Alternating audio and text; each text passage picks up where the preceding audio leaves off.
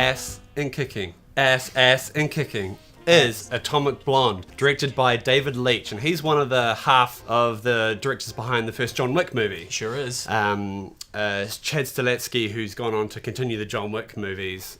David Leitch has stayed behind to kind of make his own stuff, and he's the new director of the new Deadpool movie. Yes. Atomic Blonde is based off the graphic novel The Colder City, and it stars Charlize Theron, and she is a British operative working for the government, and she's been sent to Berlin in 1989 during the collapse of the Berlin Wall, and pretty much all sides, the communists and the allies, and everyone's kind of just disbanding, and there's still bits of information out there, and she's been sent in to kind of recover all these names of all these undercover agents. Secret list. Pretty much a knock list from Mission Impossible, which is like the MacGuffin that's in all the spy movies. Of course. And so she meets up with David Percival, who's played by James McAvoy, and she's kind of his go-to man there. Charlize Theron is the lead in this film, and she's pretty great. She plays she kicks some ass, man. That's ass it. And kick it. Ass and kick it. She really is kick-ass, and she's ice cold, you know. She's got that stare. She has. She'll just look at anyone and just like shut them down with a look, which I think is great. And what I love about Charlize Theron is she can tell she definitely trained for this movie. Like, what I really respect about the fight scenes in this movie is that it's pretty much all Charlize. Like, you know what I mean? Like, there was one shot where she puts up like her scarf and stuff, and I was like, oh, now they're going to cut away to a stunt woman. No, but it's just one take, and then at the end she pulls it out, and it's still Charlize, and it's really impressive. She obviously went all out for this movie. And James McAvoy, he plays David Percival, as you mentioned. He's my David man. Percival? He's my boy. He's my boy. I love James McAvoy so much, dude. He's so good in this movie. Oh, he's great. For me personally, he was the standout performance-wise. I think anyway. He was amazing. The dude can just act, and he's like in every movie I've mostly seen him in. He's just fantastic. Yeah, he was channeling a bit of that Bruce from Filth. Yeah, a little bit of that, and I guess and he played it so well because you weren't sure what you make of him. Like, you know, you weren't sure whether you trusted him or you didn't trust him, and he just has this personality that he could play a right scumbag, but deep down he's quite a gentleman. You know what I mean? He's got that good mix. He's really charming, but you also want to punch him in the face. Yeah. There's a lot more to this movie than just like ass kicking and stunts, fight scenes and gunfights and all that kind of stuff. It's definitely an espionage flick. A lot of people have referred to this movie as Jane Wick.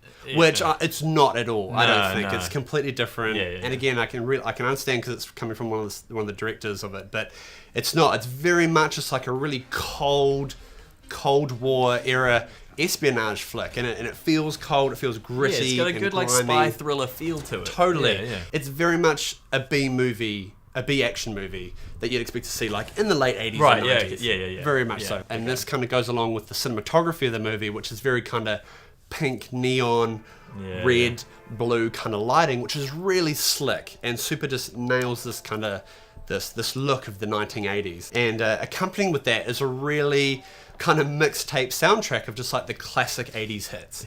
And there's some really, really nice like 80s hits. You know, there's only one song I wasn't a fan of, and I thought they used it kind of wrong, which is London Calling by The Clash, which I've heard just way too many times. Great song and all, but could have chosen something different. It wasn't the right moment for that song in this film. And every time they didn't decide to bring a song up or to play a song, it was awesome. And it's usually doing this like kick-ass fight scene or in a bar or something like that. But along with the cinematography, along with the lighting and stuff, it's just really, really beautiful. There's a lot of like symmetrical shots, really nice close-ups, and just with the complement with the lighting and stuff. It's just a really sexy looking, slick film. It's really, really nice. I would agree with that.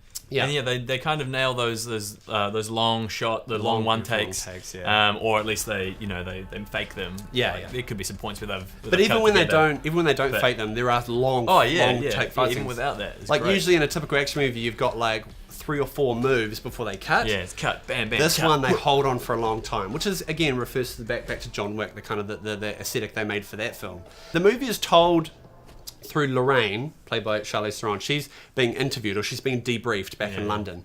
And so this was a bit of a point of contention for me. It's a bit negative because the story is told from her while she's being interviewed, right? So we know that, she gets out of it at the end.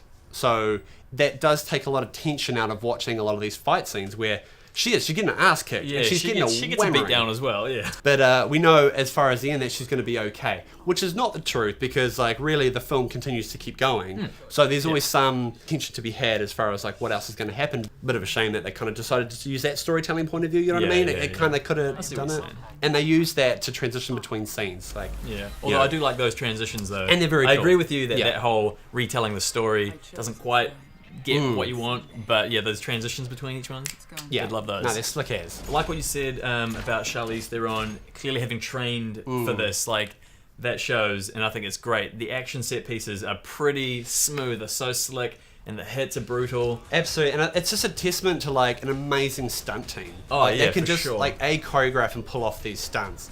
And for even just the camera guys to just all capture it, like it's a perfect example of just like a total team effort. One slightly negative, it did feel only in points that it was maybe too rehearsed.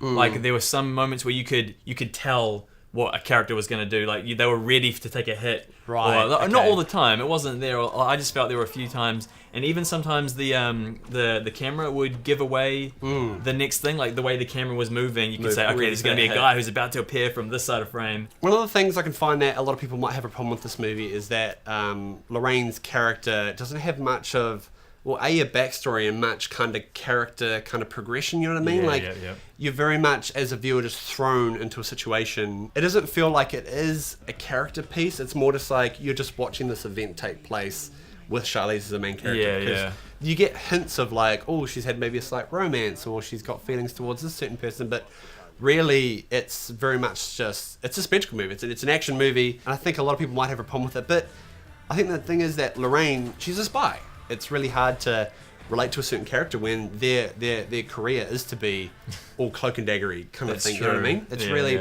Although I did also have a problem with that myself, where that at the beginning they kind of introduced this like motivation for her, like with this possible love interest thing, and which I felt went nowhere. Like they didn't really talk about it at any point. They didn't bring it back up, and I was like, I wanted to care for her a bit more, but I just didn't. Overall, I had a really, really fun time with Atomic Blonde. It was just a really kick-ass, visceral action movie that I had a really, really, really fun time doing about it. I love the history kind of side of things. I think it being set in 1989, it's the year I was born. I'm an 80s baby. And I really, really dug it. And I think it's a really just like hit you in the guts kind of movie. It's not a deep dive look at like communism and socialism and all that kind of stuff. It's not about that at all. It's just where the movie's set in is just like this little ballpark. I really loved it. I loved the cinematography, lighting, the editing, the acting. And so I'm going to end on a 8 out of 10. All right. Yes. Okay. Well, I agree with I guess all the positives that you've had to say about it as well. Yeah, the cinematography was great. Yeah, the action for the most part I thought was really cool, really slick choreographed stuff. David Leitch knows what he's doing. Like he's a big background in stunt work anyway. Like he knows how to do the fights and all that. It's great. I felt the pacing was a little bit funky throughout. Like it felt like maybe the first half or 2/3 of the film was kind of up and down. There were set pieces and lulls, and then at the end it was this big like build, and then back down again. So it was like choppy at the start and then like a big hill in the second half. But it was cool. It just felt a little uneven to me. I did really like the ending of the film. I thought it was really satisfying, like the very end of the film. Cool. That was really cool. Even though there are some sort of questions still up in the air that aren't really answered, but that's fine. Like I thought the ending was cool enough to sort of cover up for that. It's definitely got they could make sequels. Overall, also really enjoyed this film. Some parts I maybe felt a little let down. But I'm going to give this film a 7 out of 10. Nice.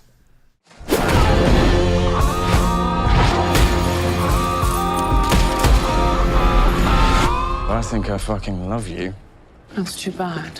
She's a killer queen. Hey guys, that's been our review for Atomic Blonde. Definitely go check it out, especially if you're an action fan anyway. You'll love it if you're into that sort of stuff. It's been great. It's an R-rated movie, so keep that in mind. Should mention that.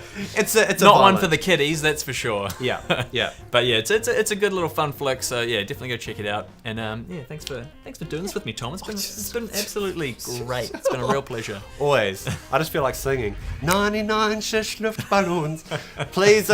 Please do like Taylor says. Do what we tell you to do. Just like and subscribe. Taylor's a wise man. And you gotta tell us, like, you guys were wrong about Atomic Blonde. That was just crazy stupid. And you know what? I'm a sucker for stupid films, so